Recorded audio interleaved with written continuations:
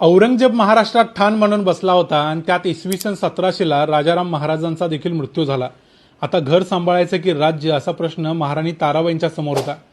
त्यावेळी ताराबाईंनी औरंगजेबाला युद्ध थांबवण्यासाठी एक तह करण्यासाठी विनंती केली, पण मस्तीत असलेल्या औरंगजेबाने हा प्रस्ताव धुडकावला. मग काय, ताराराणी लढायला सज्ज झाल्या. धनाजी जाधव, नेमाजी शिंदे, कृष्णाजी सावंत या आपल्या सरदारांना घेऊन त्यांनी मोगलांचं महाराष्ट्रात जगणं मुश्किल करून टाकलं.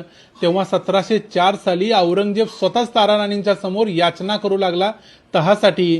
तेव्हा ताराराणी म्हणाल्या, आता तह होणार नाही, आता तुझ्या मोगल साम्राज्याचा अस्तच होईल, तो देखील तुझ्या सकट, जो पुढच्या काहीच वर्षात मराठ्यांनी करून दाखवला. छत्रपती महाराणी ताराबाईंचा आणि मराठ्यांचा हा रोमहर्षक इतिहास जर तुम्हाला वाचायचा असेल तर मी लिहिलेलं हे अजिंक्य ताराराणी हे पुस्तक जरूर वाचा. हे पुस्तक अमेझॉनवर, त्याचबरोबर महाराष्ट्र ग्रंथ भांडाराच्या वेबसाईटवर उपलब्ध आहे, ज्याची लिंक मी डिस्क्रिप्शनमध्ये, बायोमध्ये आणि या व्हिडिओच्या कमेंट्समध्ये देतोय.